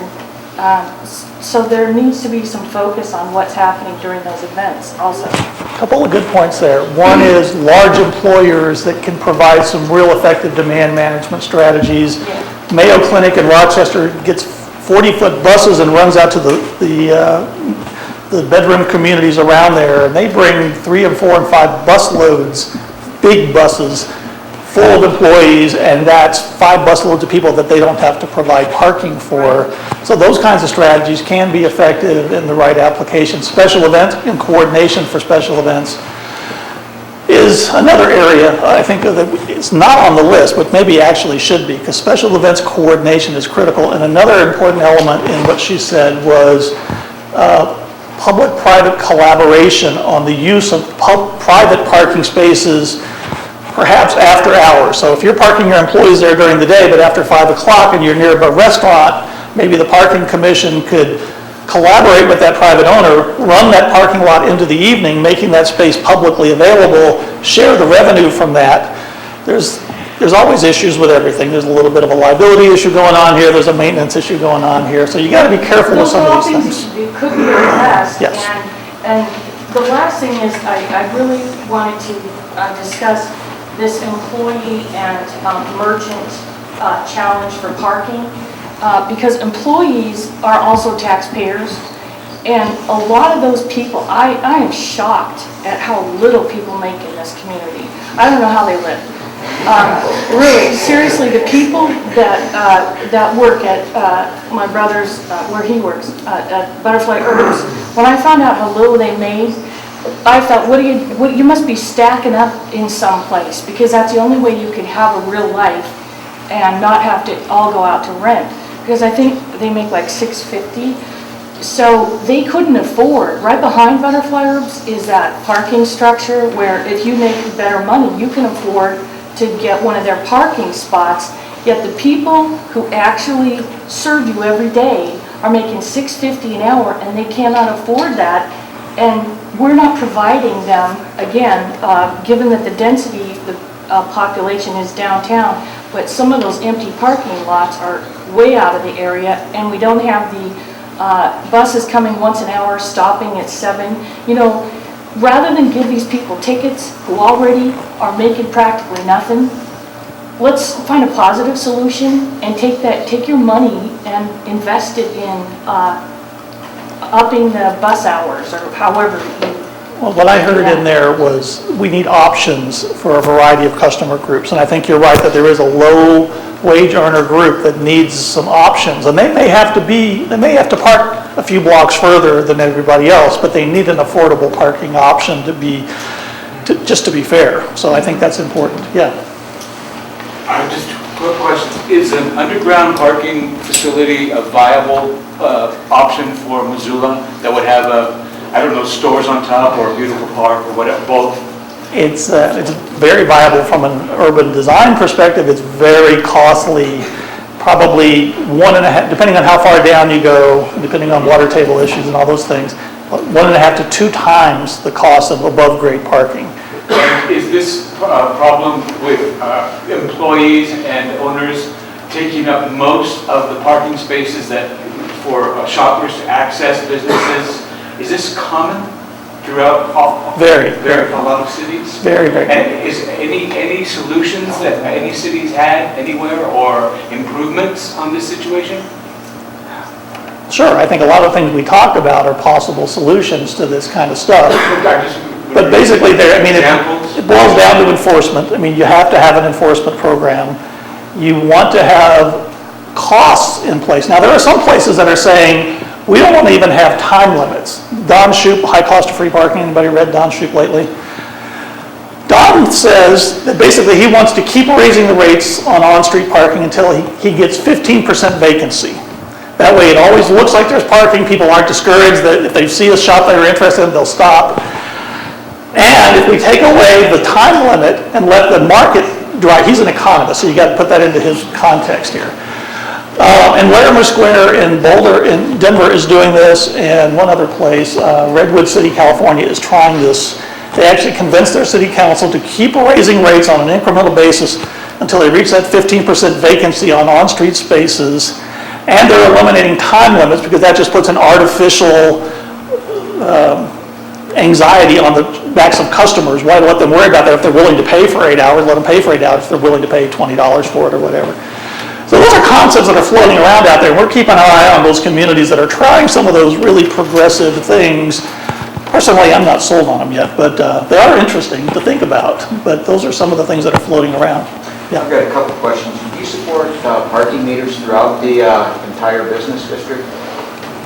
I think it's something we should look at. I mean, I think, in the periphery, what I'd like to actually see is in the core, you transition to a multi-space meter option perhaps, and then take those current meters that you've got, actually they're kind of old, we need to transition to at least electronic meters, but then push those out to the periphery, but maybe they're 10-hour meters and they're very cost effective and provide an option for the low cost employees, those kind of things. So I think that, in terms of, if we think about what we want to, if we're looking at the vision, and we're looking out here 10 years, 20 years, and we're looking at our master plan, and we're thinking about how do we get from here to there, and what's the parking investment going to need to be, I think we're going to need to look at other revenue sources, and maybe expanding the scope of the meter program is something to think about. But, yeah. Another one, I have 2 questions here. The other one is private gated parking sells 135% of their parking spots. Can the city do that? Because too often in the parking garage, there's a full sign, you can't get in, and yet there's dozens of empty parking spots due to the lease. For when you have monthly parkers that don't always all show up all the time. Right, you can look over here where this woman was talking about behind Butterfly Herbs, that's sold at 135% of capacity. Right. And so that's the standard private operator approach, is to keep overselling until you reach a point where it becomes problematic. But you can generally oversell 20 to 35%, given the makeup of your parker population. So overselling is a strategy that they do, and they do that. They've got, what's your oversell in most of your structures? Each one is viewed differently. Yeah, they're all different, but Implemented. we did not see a problem with their oversell ratios. Now, Lincoln, Nebraska is an interesting example of some of this. They had about 200,000 square feet of space downtown, office space that they couldn't lease out.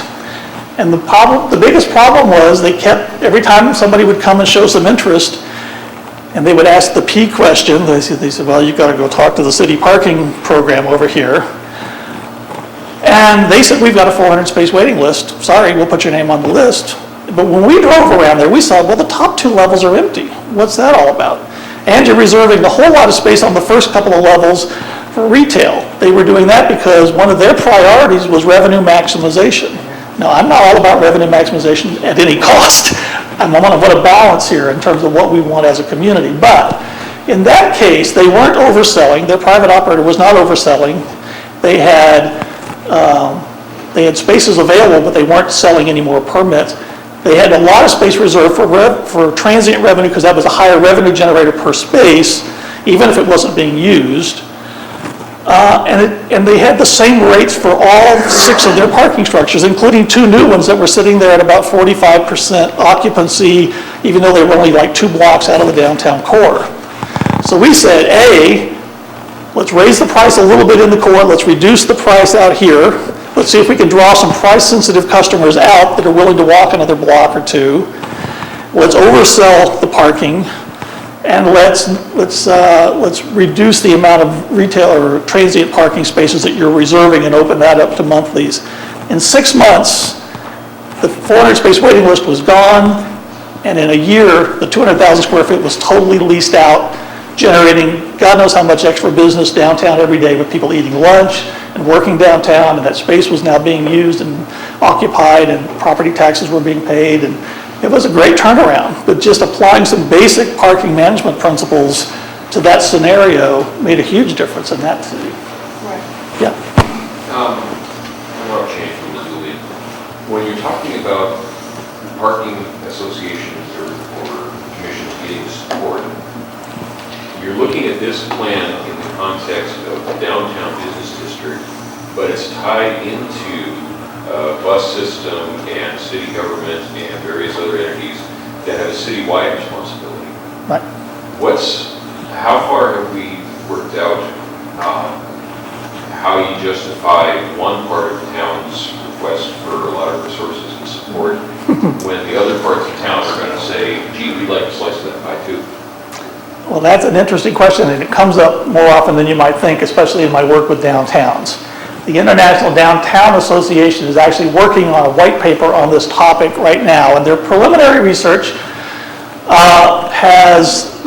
and they're getting really some of the best academics to work on this because they want their numbers to really be bulletproof. So, but take it, this is a preliminary assessment. Their basic initial findings were that investments in downtown return about 119% of the investment that made compared to other districts. So the investment in downtown really pays dividends for the community overall. And so that's one argument that they're trying to use, is that downtown is the heart of the community, needs to be strengthened, needs investment, but not only is it just the right thing to do, but it also pays dividends back to the community over time. So that's one argument that they're making. Not my argument, but that's the answer that I've heard to that. And I think it's pretty credible, actually. If you look at those downtowns that are really being successful and really operating well, and that have business improvement districts that have really good clean and safe programs, and if you can double and triple the amount of volume and sales that are going on in a downtown because of the density, it really pays dividends back to the communities in a lot of different ways. So, you first. Yes, I'd like you to talk a little bit about your experience with parking rides. I'm wondering, about their effectiveness, and there's, maybe some opportunities for parking at the periphery, and then, having an effective bus loop between the parking, between the university, between the downtown, et cetera, and to enliven, the downtown core by having those pedestrians and folks that, might otherwise just park in their car and go where they're going to be moving around? Great question and good concept. Another one of those concepts that we might apply here. Couple of things about down parking rides. Generally, we see them used with, say, a peripheral mall or maybe where there's a lot of availability during the day. They actually like the idea that you're actually getting people to actually go there. Maybe when they come back for their car in the evening, they'll stop in and buy something or at least go in and have a drink or those kind of things. So it's been a pretty positive relationship. Rochester that I mentioned before, where they have the transit integrated into their parking program, was a big proponent of that, and they've made it useful. One of the concerns is that in December, they don't like to share quite as much because that's when they make all their money and that's when they need their parking. So you have to be aware that that supply kind of goes away for a month or two near the end of the year, and if you get too dependent on it, that's an issue for them. But in general, overall, it seems to be a very positive kind of program. It provides parking at a very low cost, but there's a transit component that has to be the cost of that factored in. Now, the same concept could apply to just a remote parking lot with a transportation a shuttle. Now, here's an interesting thought. I think there are times when this is a good strategy and an appropriate strategy, but I used to run an off-site remote parking lot from my hospital when I ran hospital parking. I had about 277 employees parking off-site because we were in the process of getting ready to build a parking structure. It cost me $500,000 a year to run that shuttle operation. Now, $500,000 a year is debt service on a 500-space parking structure. Over time, it's like paying rent on an apartment or buying a house. If you invest that in a parking structure, ultimately that'll pay itself off and you'll start generating a positive cash flow, so it's like building some equity. On the other hand, if it's just $500,000 every year and that's going to escalate 3 to 5% a year, it's just a cost, it's just money that goes out the door. And that's something to think about. I mean, if you're going to do it as an interim strategy, I think it makes a lot of sense. I think if you're doing it as a strategy to get you from point A to point B, but ultimately we've got a bigger goal in mind that's going to be more sustainable, that makes more sense. But shuttle programs by themselves, and typically people don't like the inconvenience of having to rely on an interim piece of transportation, and sustaining the high level of usage is problematic over time. So those are my initial thoughts. We have a park and ride program here, but we don't know how to promote it and support it. And so we need to have some discussion about how we can improve that. Free donuts and coffee on the bus worked for me. And we're not sure where our employees are coming from. Are they coming from south? Are they coming from east? Are they coming from west? So we don't know if it's in the right place. So we need to talk about A that. zip code survey is one way of kind of getting a handle on some of that. Now, another approach, which is kind of interesting, is to do a zip code survey of all your downtown employees. Where are they all coming from? If you've got huge concentrations coming from a couple of outlying areas, providing a dedicated bus service from that area back and forth, so it's very convenient for them. It's kind of like the Rochester example where you go to a community and everybody gets on the bus and they go straight to work, they get dropped at the front door. It's very workable for them, and it's not inconvenient because actually they're getting kind of almost front door service. And it's a very collegiate environment. They like seeing their friends every morning. They like being able to read the paper instead of having to navigate traffic. There's a lot of positives you can spend on that. Then you start looking at the cost of auto usage and maintenance and gas, and the savings there can be very appealing, especially at $4 gasoline. So I think there's a way to promote this so that it makes a lot of sense for the right class of employee that's looking for, either they have an environmental sensitivity in their brain already, or they have some cost sensitivity. But again, these programs are not cheap. How do you fund them? Back to that question. So, She was next. I'm sorry, I was going to add on to that comment though. Part of this study is to integrate with the transportation plan being done in Missoula that we talked about earlier, and exactly what you're talking about is more appropriately done in that context than parking or this project. And that transportation plan includes a very detailed origin destination study, which will do what you're talking about, looking at where people are coming from and where they're going, and we'll develop a comprehensive plan for that. I agree it's a more appropriate context for this. I do think, though, that I would like to see the Parking Commission at least be sensitive and aware of those things that are going on and just be engaged to some degree and be aware of those things. To some degree, they can promote those options once those options are developed. Yes, ma'am. Okay, just to give you an idea how it works in Portland, the park and ride, Gresham is like 45 minutes outside of Portland or more, and they have a park and ride on the main street that goes north and south. There's only a few streets that go north and south, so they've located it and it's city funded so that people can come and park there from Gresham. They can come from all these different areas, but again, your transportation program has got to be improved or none of this works. You can talk about it, you can find people up to gazoos, but until you improve your public transportation, these other parking issues will continue to exist. So that's just an idea that it was a government parking. It was full every day. Portland has a zillion more people, but for the same reasons that the people park on the street, these same people are not willing to pay $100 to park downtown for a parking space every month. That's what we paid. I lived on Park Avenue in downtown Portland. I loved the public system there because I wasn't able to drive, but we paid $100 a month to park in downtown Portland in our apartment complex. So just to answer, I don't know who it was in the room that said, well, what good is it to everybody else if we improve this system that we've been talking about the downtown area. Well, I lived in downtown Portland. I would love to live, in a city environment again. I really loved living in downtown Portland. However, there weren't the stores that I needed in downtown Portland.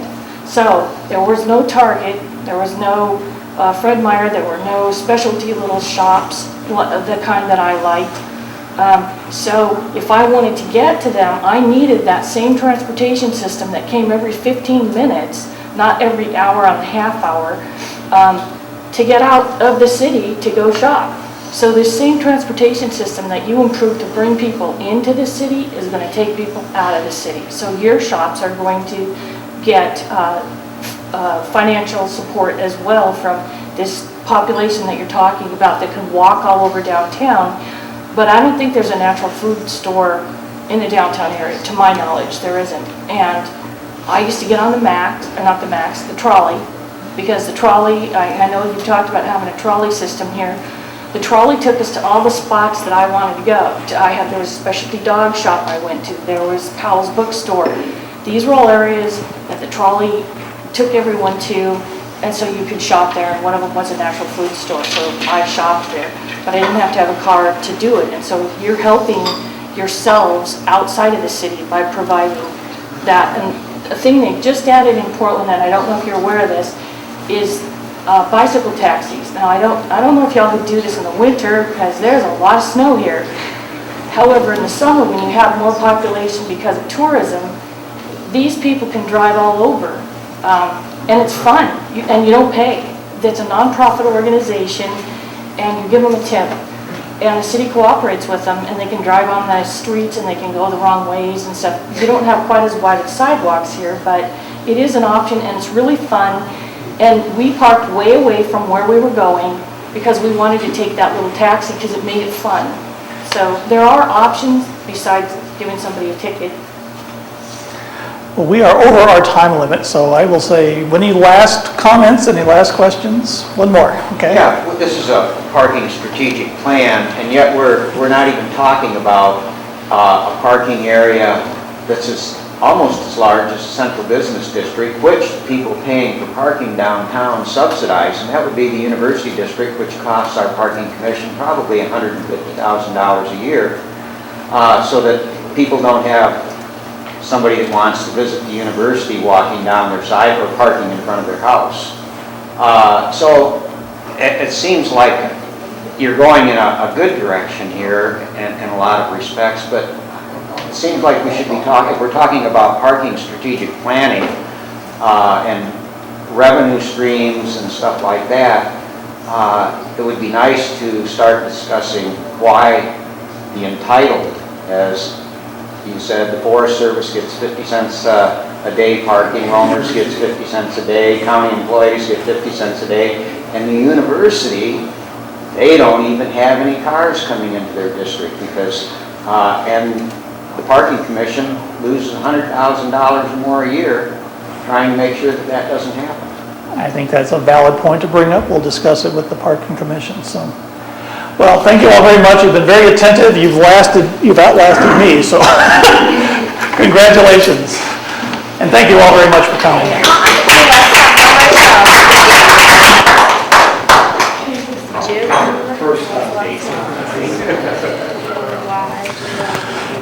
Hey, Tom.